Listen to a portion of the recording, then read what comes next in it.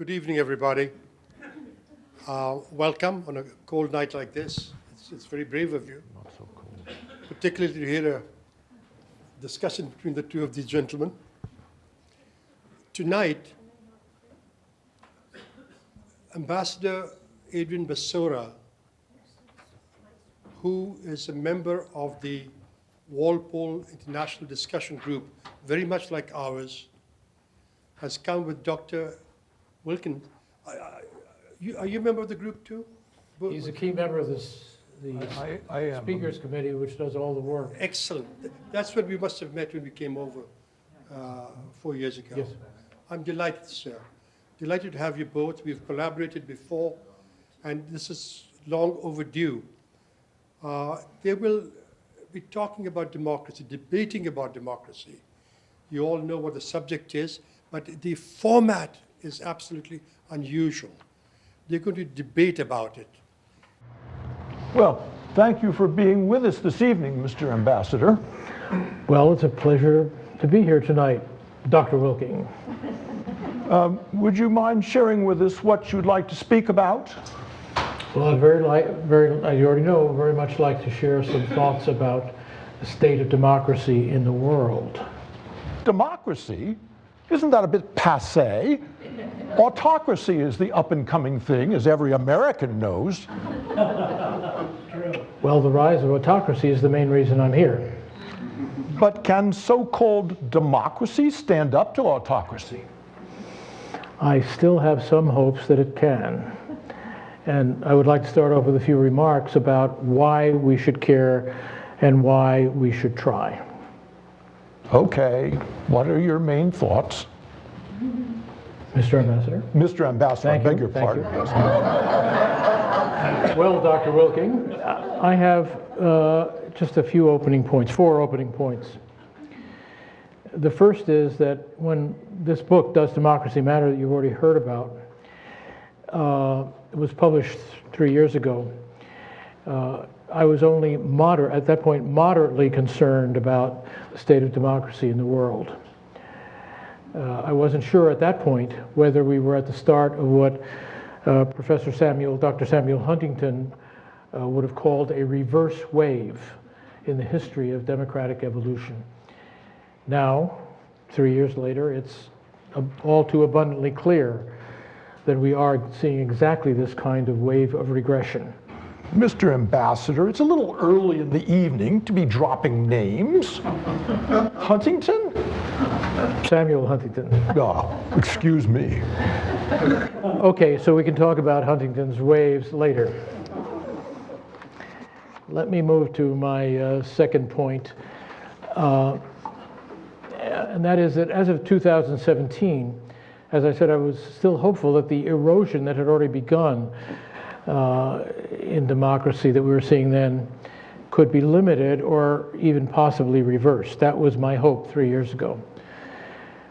But as anybody who wants to look at the book will see, my point was this will work only if the United States took a very different approach to democracy promotion than it had in the past. We had to improve our game, is what I argued. And my co-authors, by the way, I was the principal author, but we had Carl Gershwin of the National Endowment for Democracy and Larry Diamond, the editor of the Journal of Democracy. More name dropping. More name dropping, thank you. The point is that these were serious experts in democracy, and we all agreed that we had to up our game in the way we promote democracy, doing it in more effective ways, but that we should continue to support democracy. At the same time, we should certainly avoid Iraq-style military interventions in the name of democracy. By the way, if you're having trouble hearing, maybe the acoustics are better here, I don't know. I see. They're okay there? Okay, good. Okay, so as I just said, clearly using military means as a method of spreading democracy was not going to work. That's one of the theses of the book. Yes, that didn't work out very well, did it? You mean Iraq? Well, I do. No, certainly it did not. It was a disaster. So my third point is that rather than improving or at least limiting the damage to democracy that we saw 3 years ago, over the past 3 years, things have gotten visibly worse. In fact, democracy has eroded dangerously in this period. And one major reason for this is that the current US administration has abandoned what had been our 70-year policy, bipartisan policy of supporting democracy abroad. Instead, we're often undercutting it. Now, here, a feedback mechanism. Is there something we should do? He's working on the sound of it. Okay. Is it okay now? Yeah. Thanks.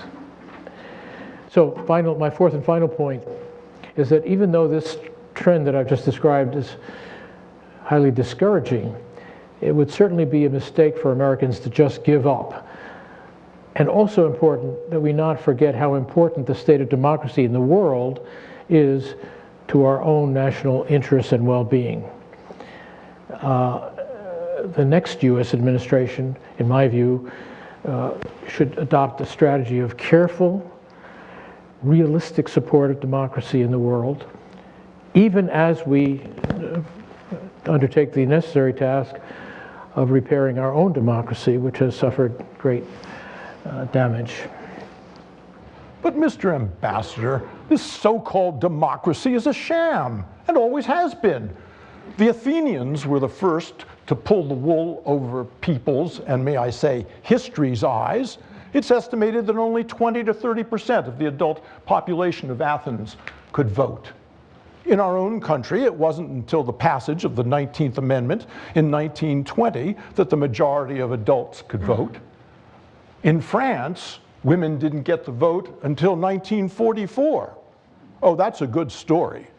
That ardent feminist, Charles de Gaulle, was sitting out the war in Algiers when he thought that he would decree that women in Nazi-occupied France should have the vote in 1944. Anyway, and here in our own country, what's happening now?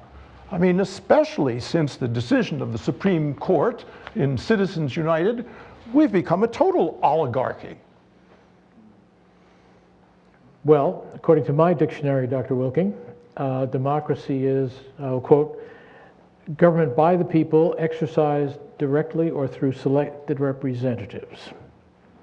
And oligarchy is, again I quote, government by the few, especially by a small faction. So by that definition, I would argue the United States, Canada, and our Western European allies are all do qualify as genuine democracies, although admittedly imperfect ones. So if what you're arguing is that American democracy has been imperfect, I'm with you.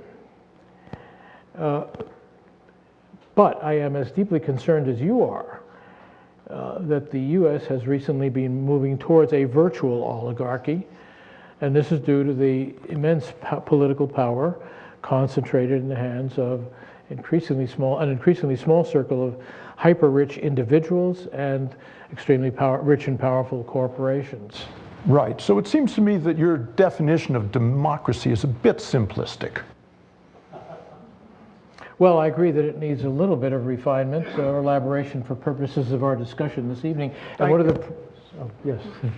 one of the things that I found in talking about democracy over the last several years, and this book resulted from a longer-term project on democratic transitions at the Foreign Policy Research Institute, where I have been based for several years.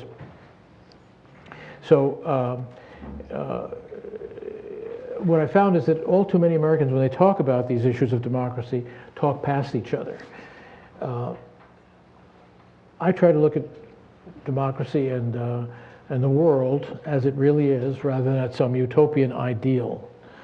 And what I found is that the Freedom House, we can talk in the discussion period if you want to know more about Freedom House, but the definitions that they use to measure democracy around the world are very practical and useful. So I'd like to turn your attention or ask you to take a look at the copy of the handout that is seated. If anybody doesn't have one, there's distribute around, or maybe Javed would have extra copies if needed. Does anybody need a copy can't reach one? Javed, there's a lady here in the this row that needs one. Anybody else need one? All right, so if you'll turn to page 2 of the handout, this is a little more elaborate definition, but the essentials for democracy to be anything but democracy, and more than a democracy in name, you have to have two things. First, truly competitive elections with universal suffrage and political office open to most citizens. And secondly, and absolutely essential, freedom of association and assembly, freedom of speech, and a viable independent press and media. So, Mr. Ambassador, by these criteria, how is so-called democracy doing now? To answer your question, I'd like to get back to Samuel Huntington's waves. Oh, Huntington again. Waves. Was he a surfer? No, he was one of the preeminent political scientists of the 20th century. He taught at Harvard for 50 years, and he documented the ebb and flow of democracy in the world from 1828 forward. So let's turn to the final page 4 of this handout to take a look at these waves of democratization and the reverse waves that he documented over these couple of centuries.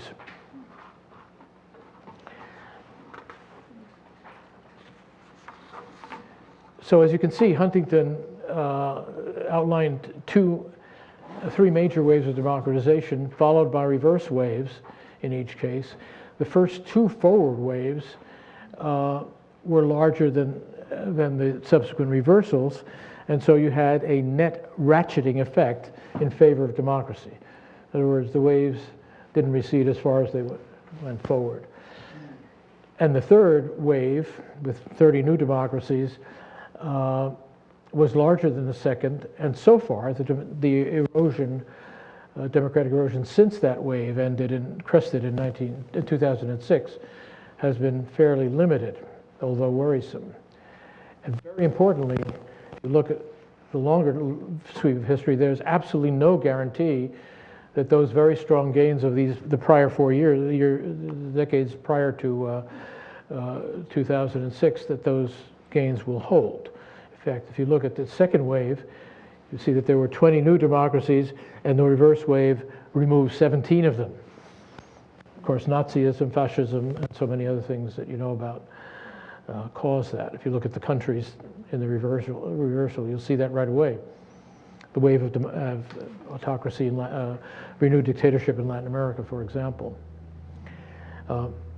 Now, but to answer your question even more precisely, let's turn to the chart on page 3 that captures the third democratic wave and the reversal so far, because that's what our discussion is about tonight. That brings us up to the current period.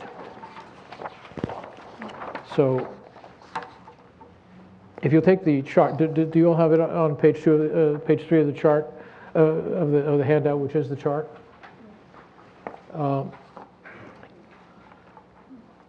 As you'll see in the upper right quadrant here, the number 86, that's the number of democracies currently in the world, currently measured by Freedom House in the world. There were only 44 such countries in 72, free countries or democracies. And so this represents nearly a doubling of the number of democracies in the world in 48 years. I protest. Obfuscation via numbers. Okay. So let's just look at the lines on the graph. Again, these lines here, if you don't like numbers. Okay, so starting on the left, middle, this dotted line that goes across most of the chart.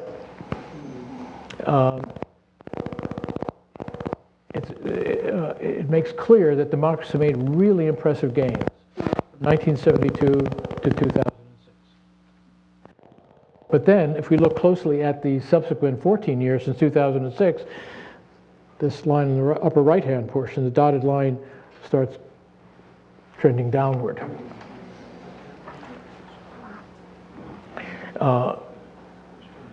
This regression coincides with the authoritarian counteroffensive, starting with Mr. Putin after the Orange Revolution, of the counteroffensive of the last 15 years or so, but also coincides with very serious problems in Europe, very importantly, including the big recession, the recession of 2008-2009, the Greek debt crisis, etc. And also in our own domestic politics and in our foreign policy. Why should Americans care about democracy elsewhere anyway? Well, Mr. Ambassador. oh, thank you.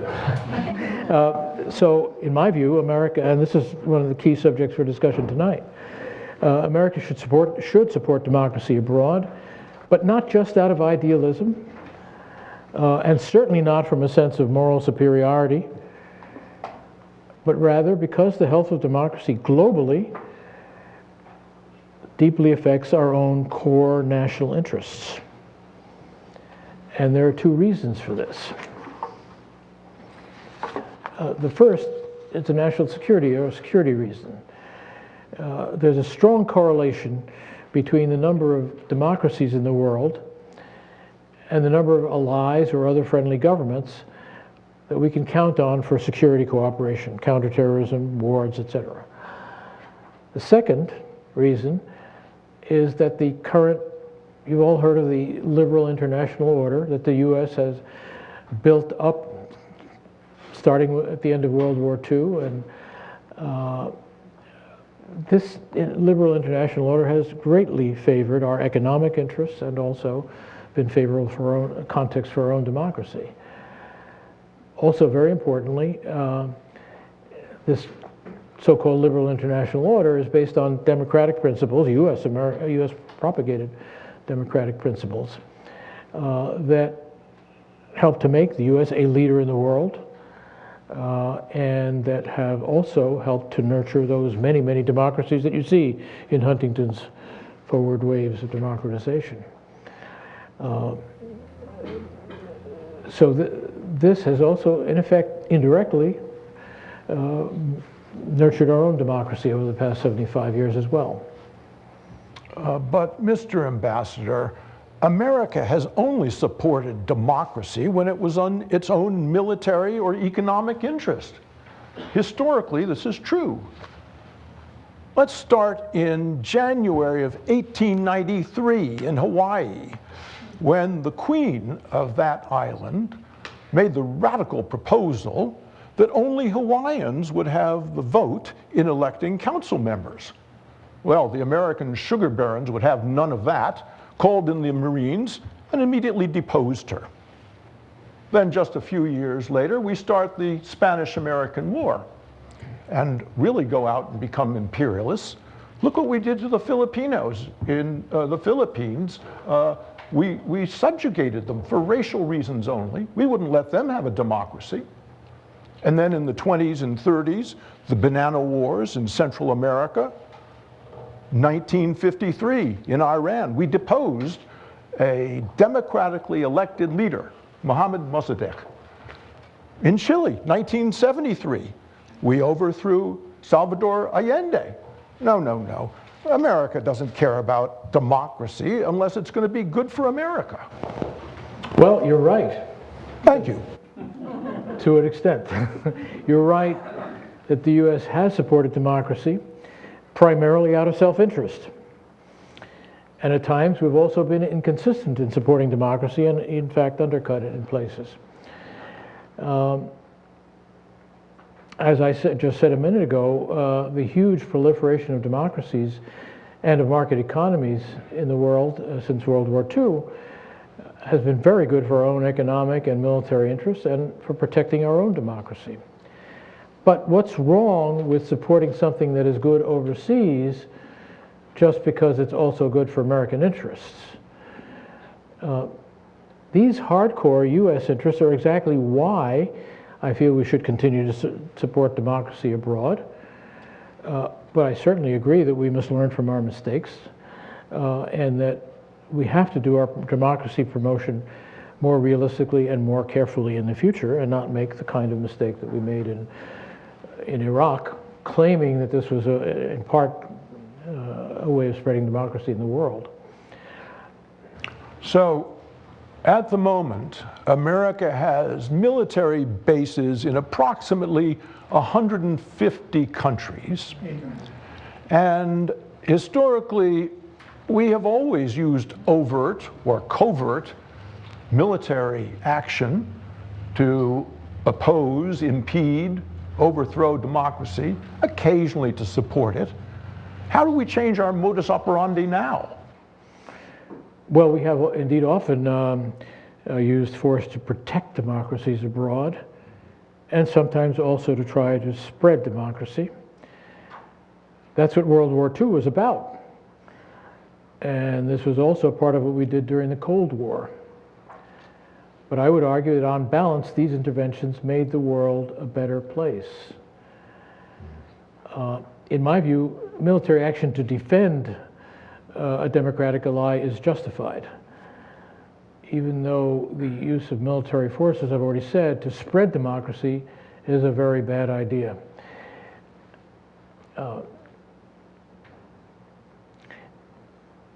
I've already said that the Iraq invasion in 2003 was a disaster, and the subsequent attempt to justify it in the name of democracy, promoting democracy in the Middle East, did grave damage to that very same cause. As you said a moment ago, we've also used military force or covert action to overthrow democratically elected governments at times, as in Iran in 1953 and Chile in 73. These, I agree, were serious mistakes. And we've paid the price with Iran for the last 67 years.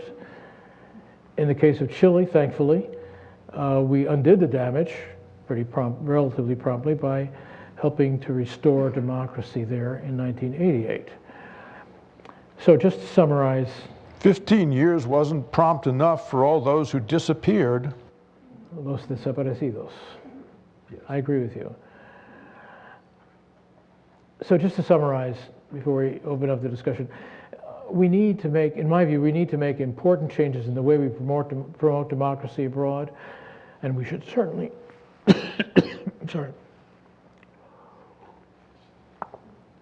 certainly not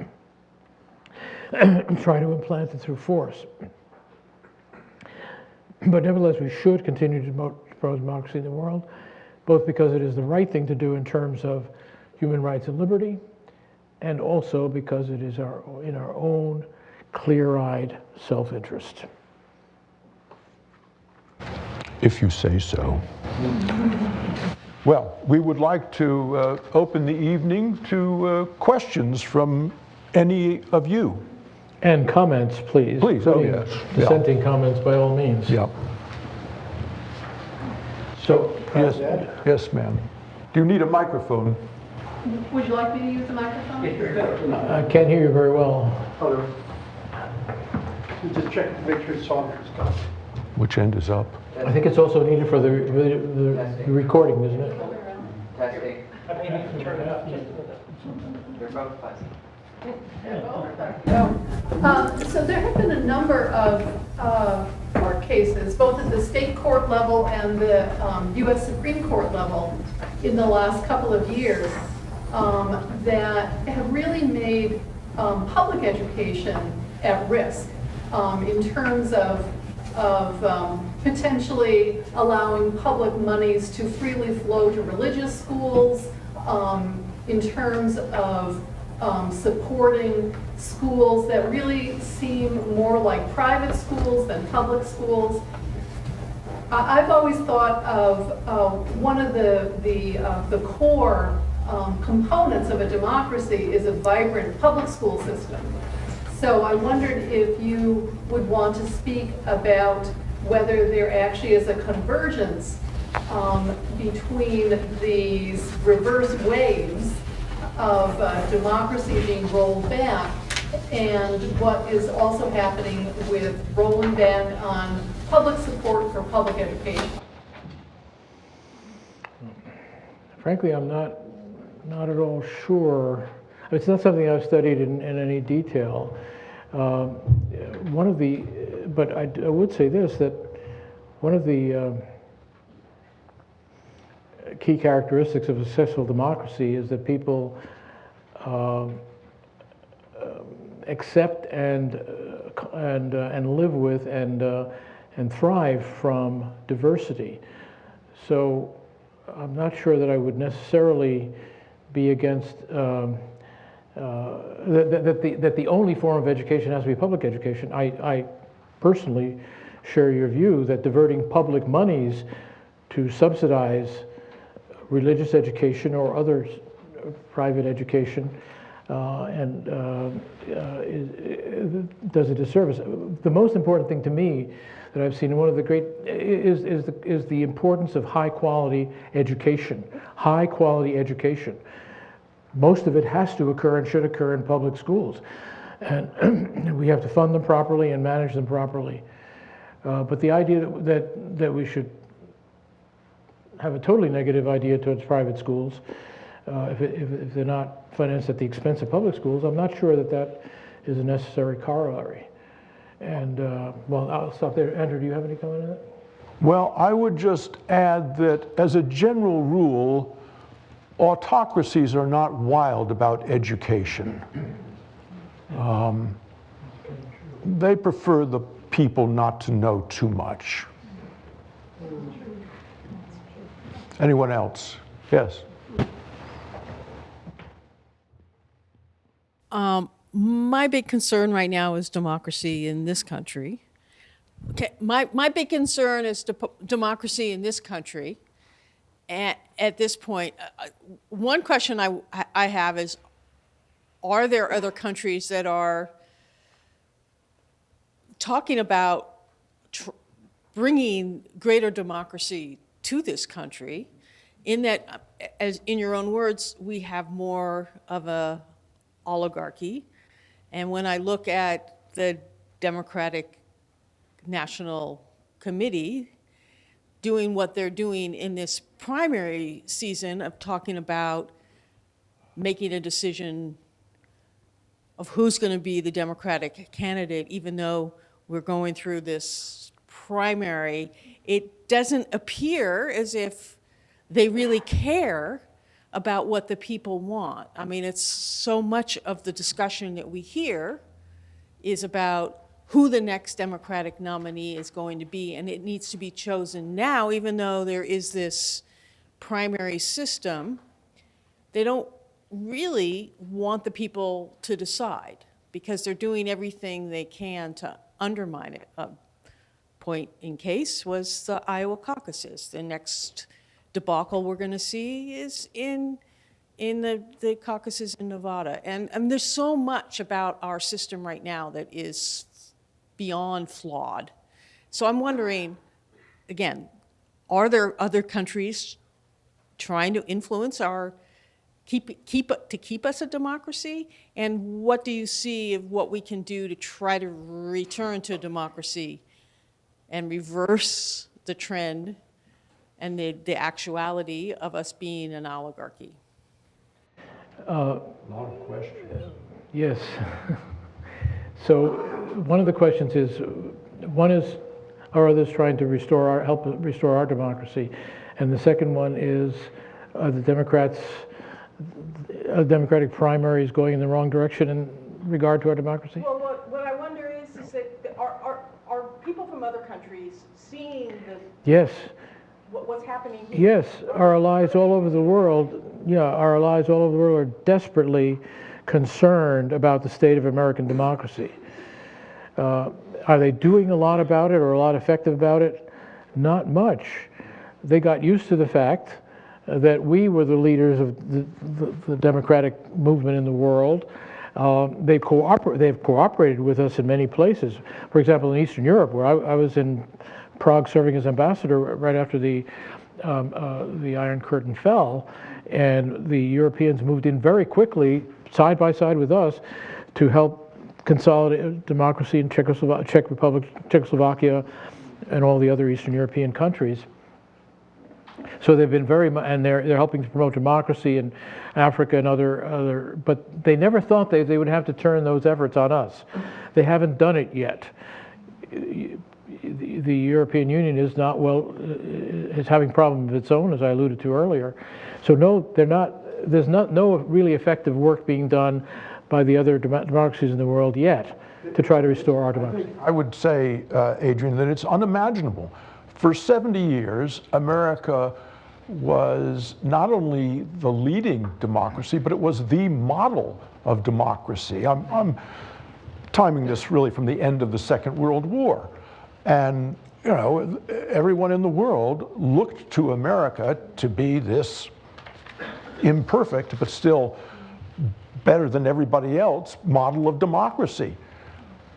I mean, the idea that any country at this point would try to tell us how to improve our democracy, I think is, it ain't gonna happen.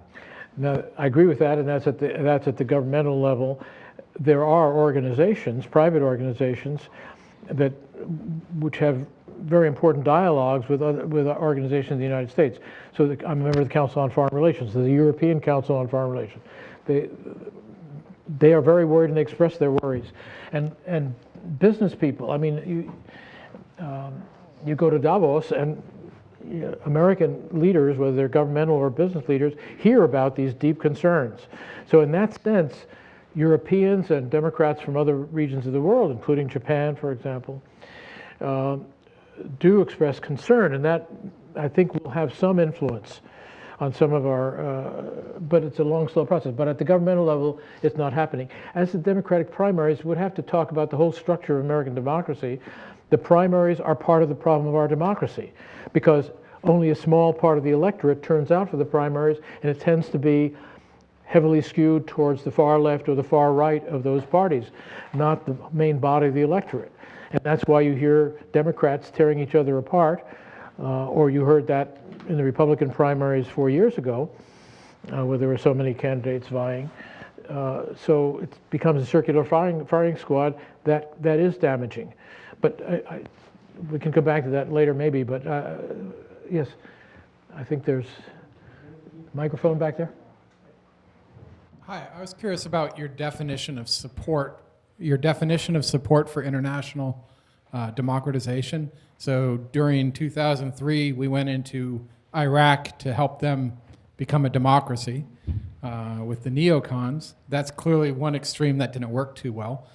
But what's the balance? When you talk about supporting democracies in other countries, what exactly are you talking about?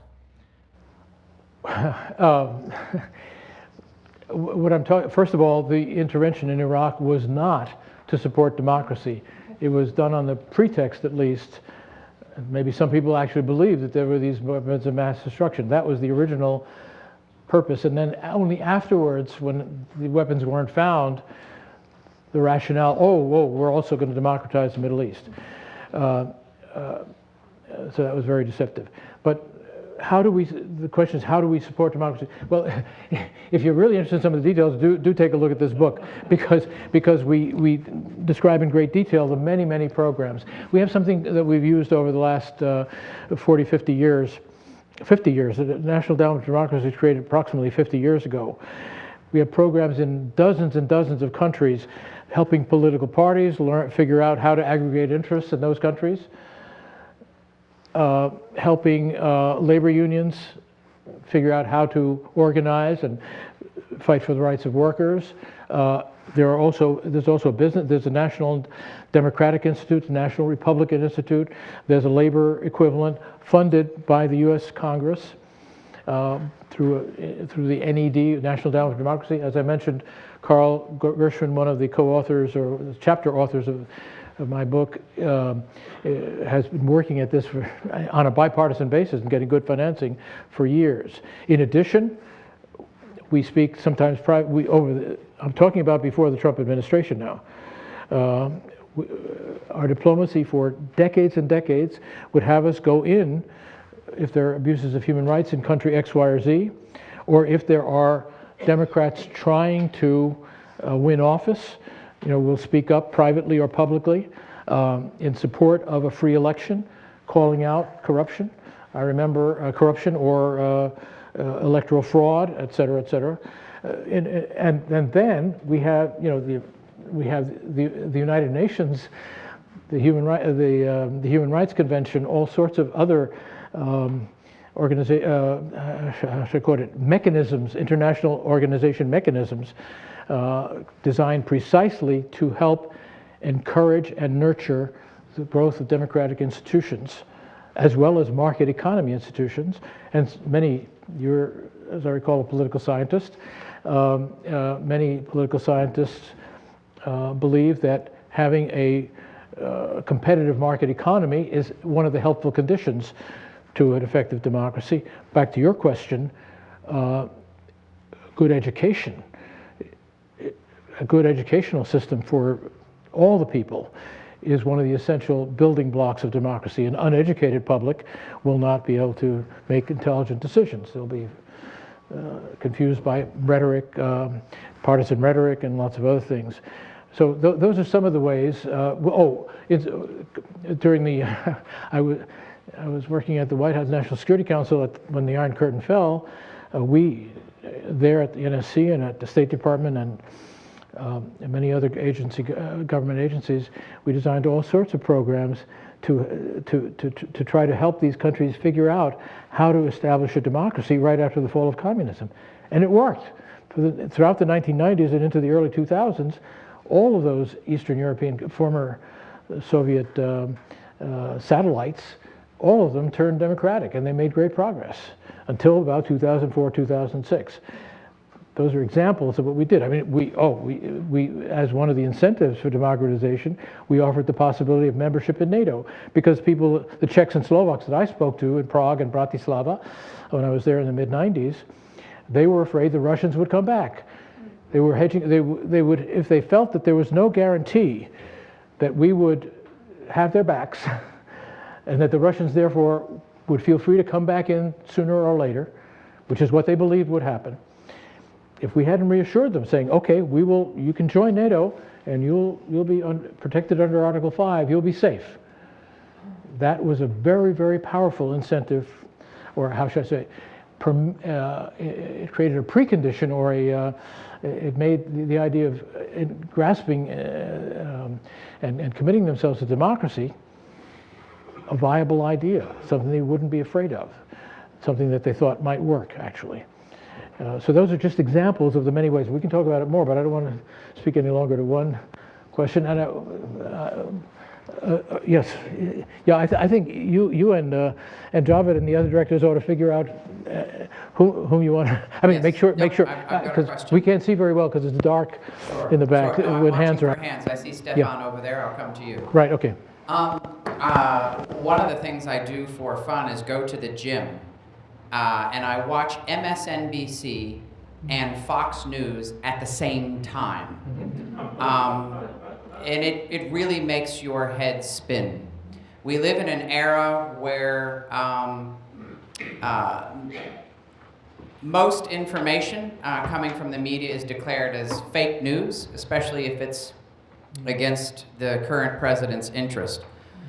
We also live in an internet age where other countries can quite easily interfere and do so through cyberspace.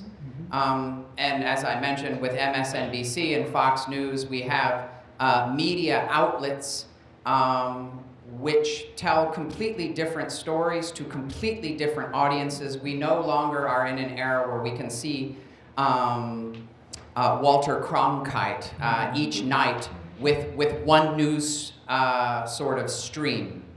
So today we are in a whole different era. There are facets of our society that have not happened historically. Nonetheless, is there a parallel time in history when a stable democratic regime began to unravel? And what are the lessons that we can learn from that? Yes, absolutely. There have been parallels in history, and extremely worrisome parallels. So a couple of the ones that I would mention. First of all, if you want to get into this subject more deeply, I would certainly recommend this book, How Democracies Die, also written by a Harvard professor. So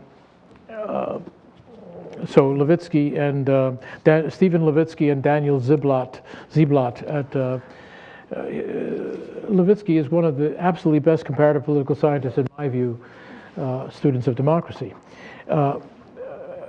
So they use many, many examples. What you just described in the media is just one example of how democracies die.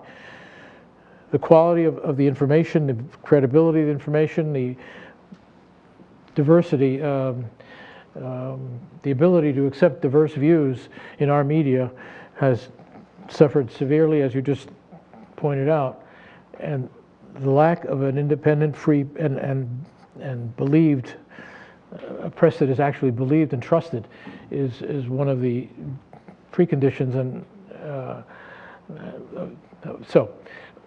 but you asked for specific examples. Well, the United States itself in the 1850s and 1860s went through a period of increasing divergence of interpreting what was going on. I won't go into a lot of details, but we ended up with a civil war. We almost lost our country entirely because of this hyper-partisanism between the slave-owning states and leaders there, political leaders there in the North.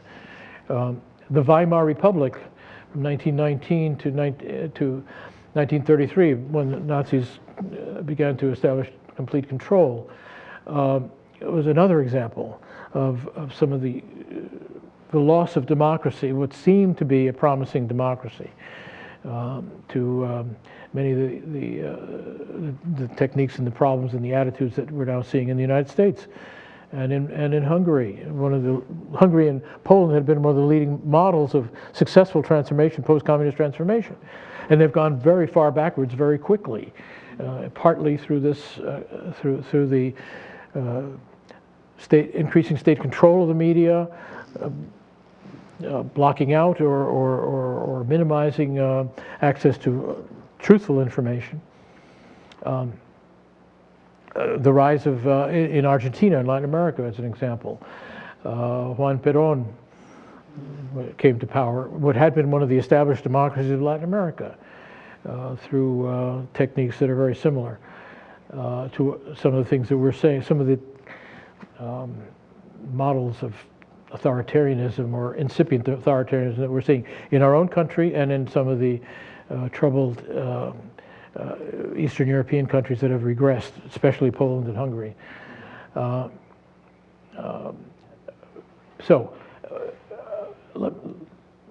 Since you talked about imminent threats, and we've talked in one way and another, not just in your question, where are you? But some of the other questions raise the question of whether we're, what are the threats to democracy now in the United States and some of the other democracies around the world. Well, this aggressive hyper-partisanism and the demonization of political adversaries, that's what Hitler did. And in many of these other countries, that's what the demagogues and would-be or eventually successful dictators did. Massive amounts, another thing, extreme danger signal. All these are talked about in more general terms in Levitsky and Ziblatt's book. And there have been other very fine works on the subject as well. Massive amounts of money in politics, domination of the media by a few wealthy individuals, which is exactly what you're talking about Fox News, or you're talking about the Washington Post. I mean, you know, thank God for the Washington Post, but it's a billionaire who owns it, and he's using it for his own purposes, and that, you know, that's an unhealthy thing on one side, and on the other side, rather than the Walter Cronkite version of how you try to get to the truth. Blatant disregard for the truth by political leaders themselves. Repeating lies. One of the things that you saw, anybody who's read the history of Germany in the Weimar Republic and the takeover of Hitler, repeating a lie often enough so that people begin to mistake it for the truth. That was the philosophy of Joseph Goebbels and Adolf Hitler, and it worked. And, excuse me, Mr. Ambassador, but, and that's easy to do when you control, at that time, the press, or today the media.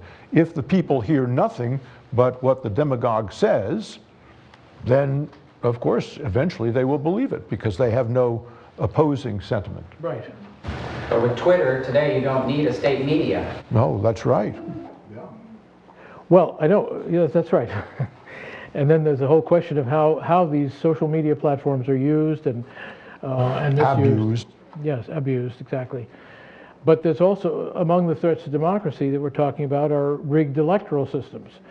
And, we have, unfortunately, a large amount of that de facto. We don't think of it that way, maybe, but that when you talk about gerrymandering or voter registration restrictions or overrepresentation of certain groups through mechanisms such as the Electoral College, these are all distortions of democracy. And other countries, some of the countries that we've talked about as regressing democratically, I'm thinking of Hungary, for example, twisting of the electoral system so that the majority of the party in control has a great super advantage or favors itself in the election. That this is a big problem. Very importantly, something we don't hear much about, although those political scientists in the room are undoubtedly all very much aware of it, is the question of political culture. Political culture is defined by political scientists as the behavior patterns and thought patterns of the people, of not only political activists, but the entire population. There's been a great deal of erosion of those norms in the United States and elsewhere. This is very dangerous. And this is it's something that's hard, it's not institutional, it's mental. And of course, the media problems that we've talked about play into that.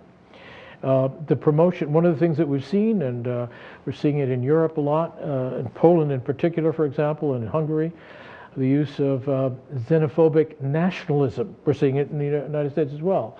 Xenophobia, nationalism, as opposed to genuine patriotism.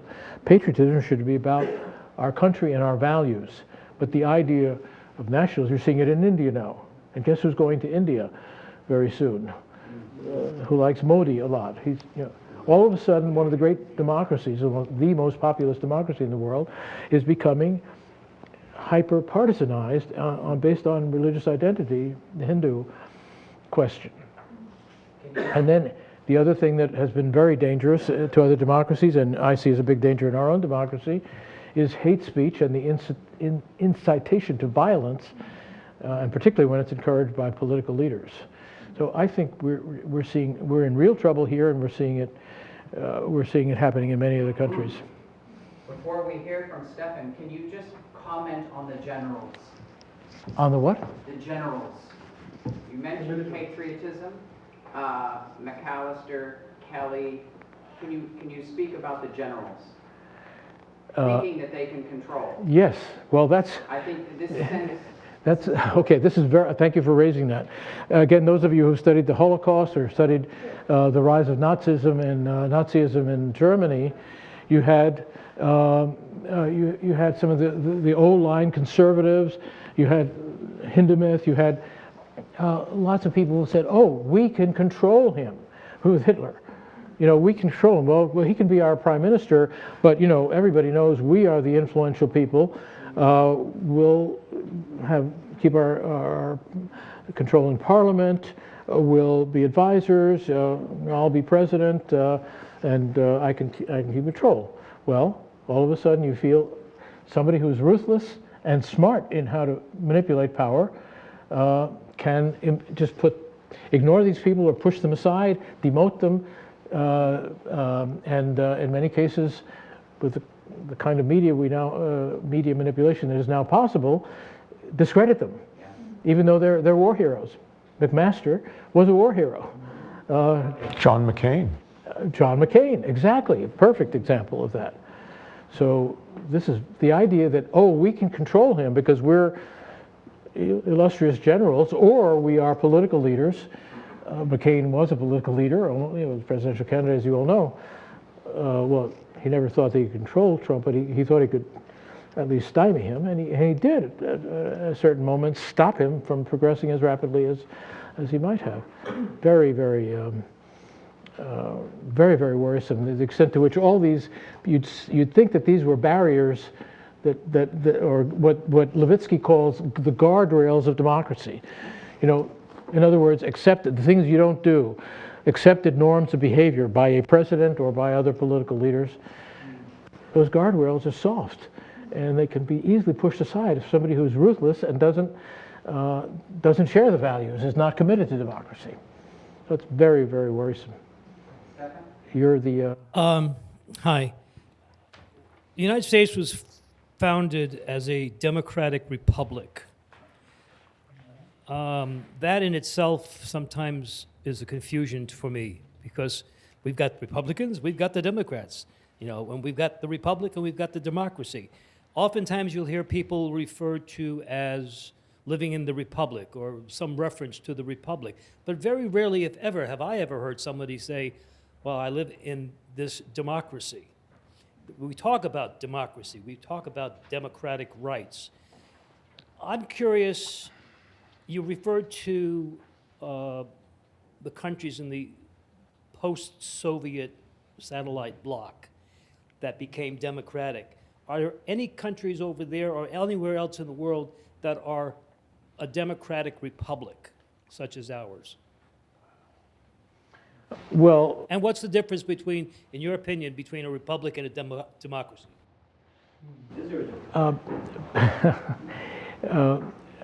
That's a complicated question to answer, because people use... Go ahead. Well, I think it's important to remember that the founding fathers, I think their emphasis was on the republic. You know, they never intended for the vast majority of people to have the vote.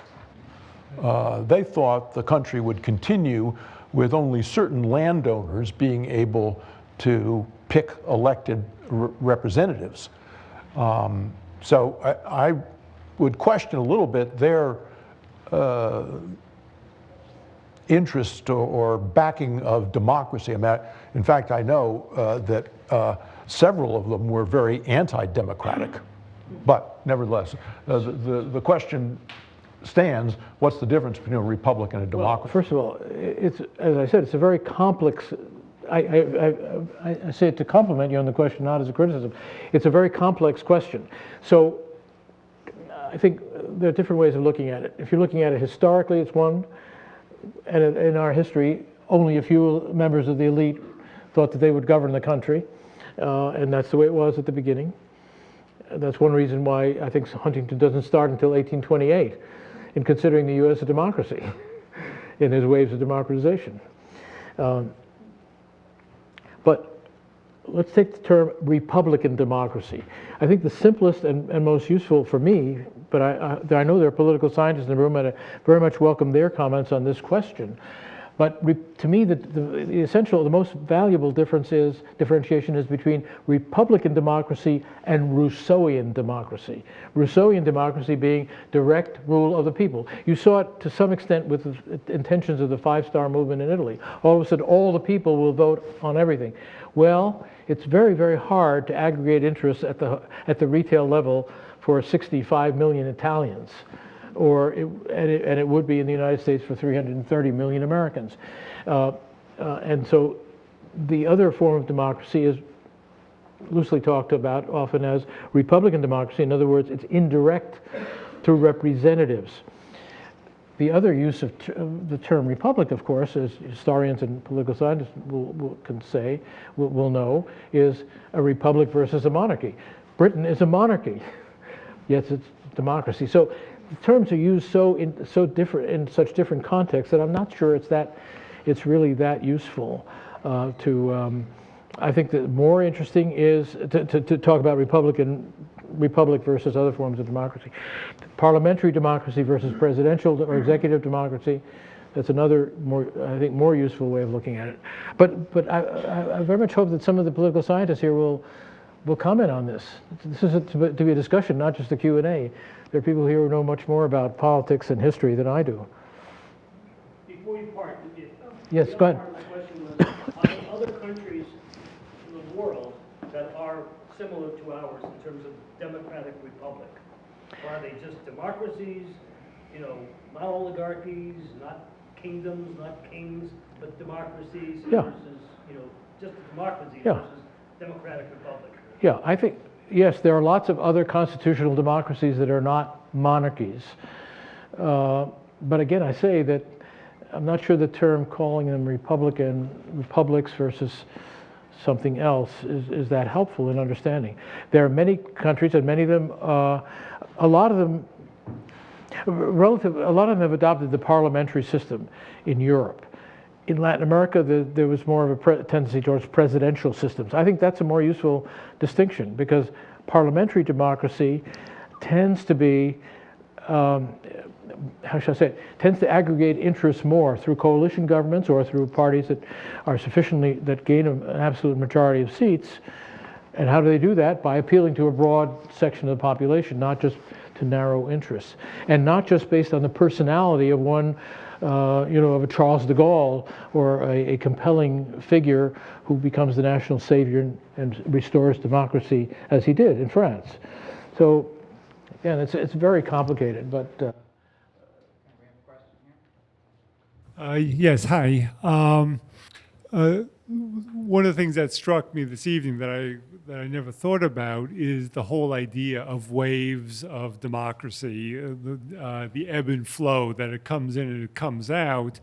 And to the extent to which I thought about it at all, it would be in terms of an individual country who might move from a democracy to an authoritarian government and so on. But when you talk about it as a wave, it implies bigger forces at play that move multiple countries in the same period. So I'm wondering if we look at it from that macro perspective about why in one period 10 or 20 countries may move in one direction or then move in another. What are the larger forces that move countries in that way? It's a very good question, and there are several. And again, I hope that the political scientists and historians in the room will also comment.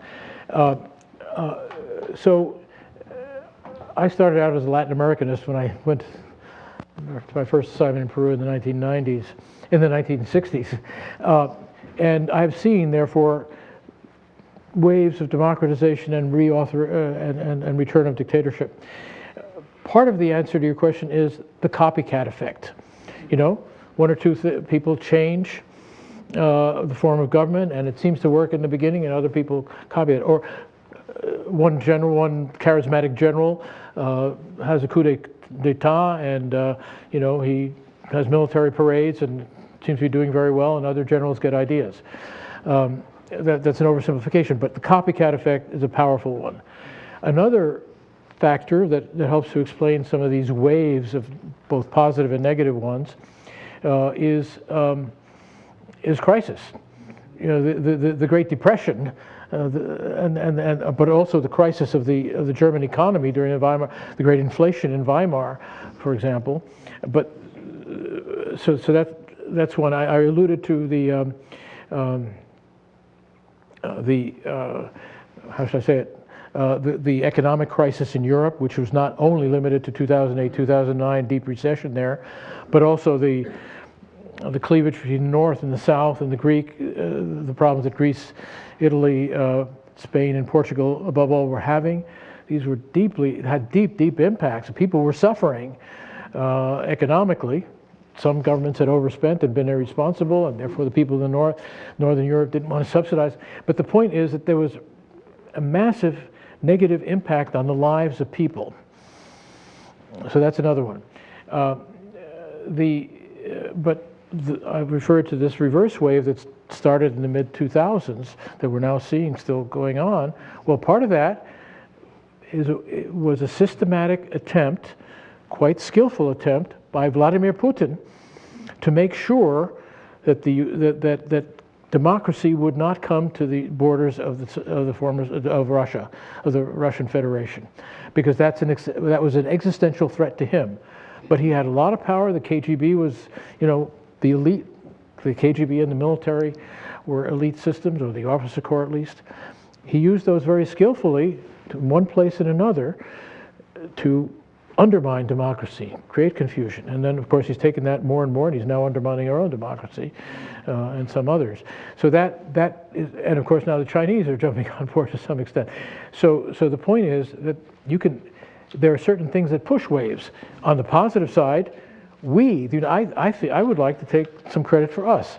When the Iron Curtain fell, we moved in very quickly, in my view, in a very, very positive way, to, in effect, say, great, wonderful, welcome to the Western way of life, which is democracy.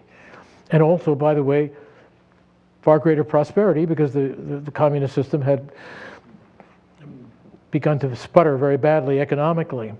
So it became very attractive. We, in addition, gave them an insurance policy, as I mentioned earlier, by saying, okay, if you want to join the West, if you want to become democracies, you have to join NATO, you have to become a democracy. You have to show us that you're going to make these reforms and have real elections, et cetera, and the rule of law. So we started a wave. We helped to accelerate a wave starting in 1989 with the fall of the Berlin Wall. So those are different examples of how waves can get encouraged or reverse waves can get started. And there are many other historical examples. I have a question regarding two trends that I believe are supporting a wave to undermine our democracy in a serious way. And the first one would be a legal theory, the rise of the unitary executive of the President of the United States, and the other is the demise of the fairness doctrine. So on the first one, on the presidency, that theory of a unitary executive is basically that the president and the vice president can do whatever they please. Justice Antonin Scalia was an early proponent of this, and Mitch McConnell has been very proud to pack the federal appellate courts and the Supreme Court with people of a persuasion who may not stand up to a challenge to that principle. And the other regarding the demise of the fairness doctrine in broadcasting, Roger Ailes was an early proponent of that, and the fairness doctrine in our broadcast media required that you have some basis in fact and you give airtime to different views. Now that that's gone, we have basically the shouting match, and we never had any fairness doctrine applicable to the internet. So it's become sort of the Wild West. And if you look at the Mueller report portions on the Russian interference using the internet, you sort of come to the conclusion that because of the way people consume information, you can't save us from ourselves. So between that presidential power, which may be unchecked if a challenge reaches the highest court, and the way that there's no requirement for truth or facts or principles of journalism, those seem to me to be two very dangerous trends that are really undermining our democracy every day. I agree entirely, absolutely, no question about that. May I address the first? Please, Andrew. So the primacy of the executive branch of the American government has been building, shall I say, at least since the presidency of John Kennedy. Some would argue even with Eisenhower, that the Congress has not been doing its job, not just for the past 3 years, but for the last 60 years. They have allowed, step by step, for every president to take on more and more power. I mean, go back to the Vietnam War and Mr. Johnson. We never declared, I mean, he did all sorts of things without the approval of Congress. And that's been true ever since. We may have the worst version of it now, but it didn't come out of nothing. This has been a long time building.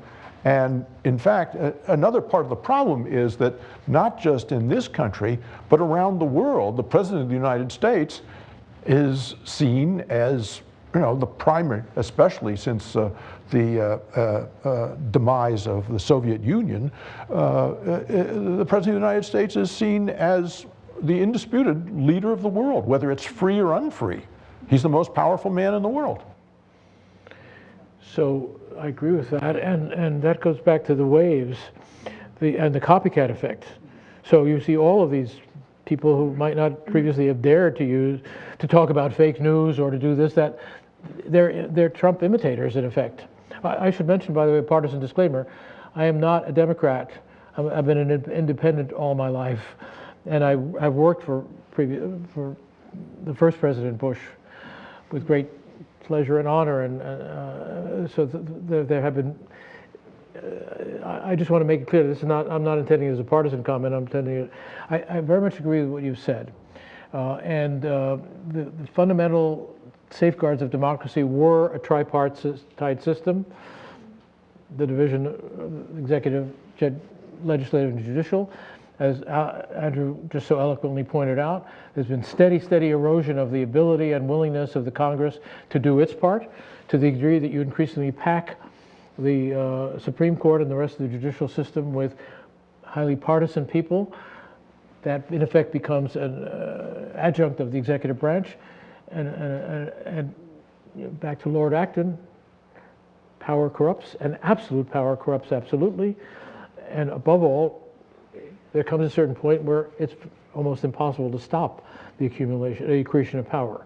I'm very concerned about our country and many other countries that are following that very similar example. I think a lot of us are very frustrated watching what's going on in...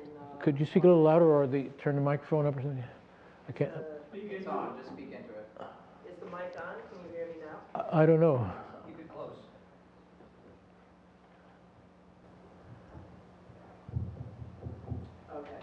Okay. Is that better? Much better. Okay, great. I think a lot of us are very frustrated looking at what's happening in Washington and seeing, this march of authoritarianism, in the character of our own president. What do you think are ways that the average citizen can act to preserve democracy? We feel safe in a way in Vermont because we're surrounded by people who, for the most part, agree with us, but we live in a country where many people don't. What are things that we can do? What do you think? Well, there are many things that you can do. Just cross the river and try to make sure that New Hampshire doesn't go the way of that our current governor would like it to go. He's a very skillful, very charming to many people, Trump enabler. Voting regulation, guns, etc., bringing more NRA money, more outside of state money, trying to turn it into a red state, or at least stop it from being as blue as the blue wave of 2018. You'll excuse me, Adrian, you're not answering the question. Oh, sorry, go ahead. You answer the question. So my answer to your question is that everyone in this room seek out a person with whom they do not agree, politically, culturally, what have you, and introduce yourself and start a conversation. Period. That's the way to start to end this division, which is so terrible. Amen. Because we've gotten to a point where no one speaks to anybody unless they speak the same language. I agree with that. I have a couple of a little checklist of things that I recommend to people who are deeply concerned as you all are about the. Well, I'm sorry. Yes, go ahead. I want to tell a story. That's the best way. And this was a story that was told to myself and many others by the Episcopal Bishop of New Hampshire. Well, he'd been living in the same neighborhood for some years, and down the street from him, there was a house and a front lawn that was covered with political signs supporting the current president. And the bishop had gone by this house and lawn multiple times and been disturbed by it, but never did anything. So one day he said to himself, well, I'm going to go say hello to whoever this is. And in addition to the signs supporting the president, there were no trespassing signs and guns within and things like that. But he walked up to the front door and knocked on it, and a man answered, and the bishop said, hi, I'm Rob and a neighbor, and I'd like to say hello. And the man's response was, God bless you. Now, you were going to say? Well, I think that's a very good example of talking to people. Let me just very quickly get on a very quick checklist. So the answer to your question is, in my view, all of you become civically engaged or more engaged than you are. And to the extent that Vermont is such a completely blue state, and you can have only limited influence, well, if you can go across borders to not only New Hampshire, but Maine, for example, which is a swing state. Vote for political leaders who do not malign their opponents, but instead reach across the aisles. Push for the important democratic institutional reforms that we need. This is a very long-term prospect, but we as citizens have a responsibility to try to restore, strengthen our democracy. So eliminating gerrymandering, eliminating unfair restrictions on voting, eventually replacing the Electoral College. These are things that if we care about our democracy, we should work towards. Very importantly, and Andrew talked about Citizens United correctly, push for very much more severe restrictions on excess money in politics. And so if you can contribute to candidates in other states who actually believe in our democracy as opposed to this hyper-partisanism, that's another thing you can do in political contributions. And the state of Maine is going to be very, with Susan Collins, that's a perfect example of the kind of danger. I mean, she and Lamar Alexander and lots of other people, Republicans, in effect, have made the calculation. Okay, well, we'll vote the party line, but we can control him. Oh, he will have learned from the impeachment process, right? So you've got to defeat people who do that. You've got to find people who are willing to stand up to autocrats. And I repeat, this is not a partisan comment. If it were a Democratic president doing anything, I'd say the same thing. Hi, a comment and a question. Engaging with folks of different opinions is really essential. Had a pretty easy experience being involved with Gun Sense Vermont very directly, and at lots of events, proponents of gun legislation would be wearing green and opponents would be wearing orange. And always made the point of sitting in the midst of the orange and speaking respectfully and listening respectfully. And it was very easy to identify problems that we all recognized and solutions that made sense. It was, again, very easy when there's a room full of people wearing green and orange, but respectful listening and respectful explanation of your position can go a long way here in Vermont and anywhere. My question is... I agree, but it takes courage to do that. A little bit. Yeah. My question, it seems like the reverse wave of democracy has had something to do with native concerns about refugees, people at borders. That seems to appear quite a lot. Do you believe that there's adequate democratic infrastructure to deal with what may very well be a much worsening refugee crisis with the climate crisis, as more lands become uninhabitable and more people are on the move, a arriving on boundaries with native peoples. How do you think democracy is going to hold up, or will this accelerate or exacerbate the reverse wave of democracy, the climate crisis and refugee crisis? Well, there are actually several points there. Yes, our democracy and the European democracies have so far reacted very poorly to that in terms of the immigrant. Again, to the earlier question about what triggers waves of democratic regression, well, panic about the Syrian and other Afghan and other Middle Eastern immigrants into Europe are one of the main driving factors towards this extreme the kind of populism that is represented by Orban in Hungary and the Kaczynski in Poland, for example, and also Salvini in Italy. But we're not well equipped. And part of the reason we're not well equipped is that so many politicians in the United States, including people like Jesse Helms way back, have denigrated the United Nations, have underfunded the United Nations, have showed disrespect for it. It's a very imperfect system, but there are many other, the International Refugee Organization, there are all sorts of international organizations which can and in the past have helped deal with the immigrant needs and problems. Also, generosity in foreign assistance to the extent that you can create jobs and opportunity for people to move back or stay home in the first place. Massive waves of, this is not the first time that we've had a reaction in the United States against immigration. Was it the Smoot-Hawley, again, is that the right one, or that was just trade? There was a massive anti-immigrant legislation in the 20s and 30s, as I recall.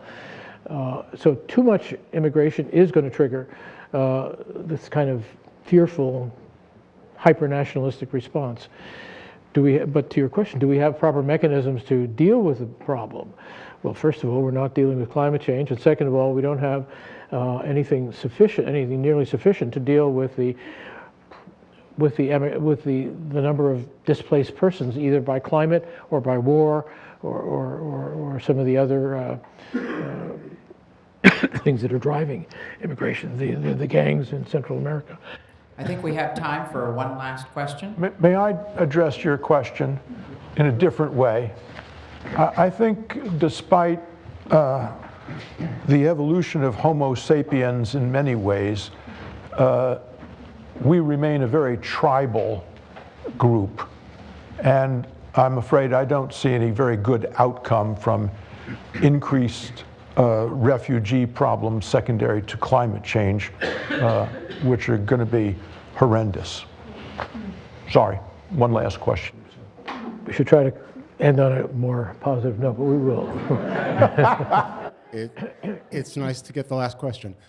Mr. Ambassador, you twice referred to the West's aid to emerging democracies in post-Soviet Union after 1989, and their rapid induction into NATO, which, for better or worse, has helped Putin in his rise.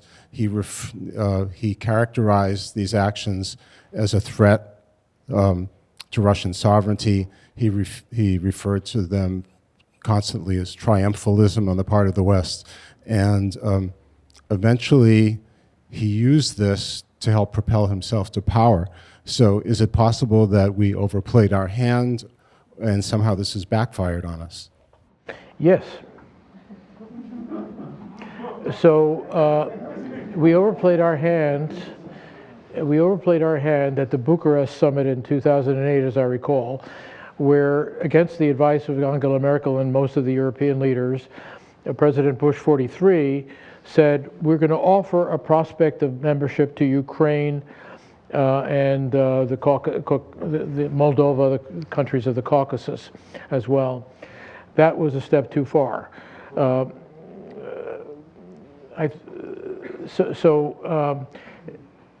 was working at the White House Bush 41 White House at the time of the fall of the Berlin Wall. George H.W. Bush said, in my presence, we are not going to stand on the Berlin Wall and thump our chests. And he didn't. He handled the first stages of the post-communist transition very tactfully and in a way that there was actually, democracy was beginning to show some possibilities of taking root even in Russia. Now, I don't think it would have worked. Yeltsin was a major, I won't go into the entire history because we don't have time tonight, but yes, we overplayed our hand to some extent, or we played it insufficiently diplomatically, but the main problem was Putin. Putin is a KGB guy. He's always been a KGB guy, totally devoted to dictatorship, to total authoritarian control, and as he became president and then wanted to consolidate his power and started gradually and incrementally and very strategically consolidating that power, he saw any progress of democracy anywhere near his borders as being an existential threat to him and his coterie. So that was the main problem. It wasn't primarily because we were overplaying our hand. The Russians used this as an excuse. Oh, you did this to us. You forced us to become authoritarian again. That's not true. But we could have done a better job. We agreed that we should end on I would like to end on a private note, on a more positive note. And do you have the... Yes. Both Andrew and I think that there may still be some hope despite all of the extremely worrisome and correctly concerning things that we've talked about. So this is a quotation from Winston Churchill. Many forms of government have been tried and will be tried in this world of sin and woe. No one pretends that democracy is perfect or all-wise. Indeed, it has been said that democracy is the worst form of government except for all those other forms that have been tried. From time to time. From time to time. Right. Thank you very much. Thank you.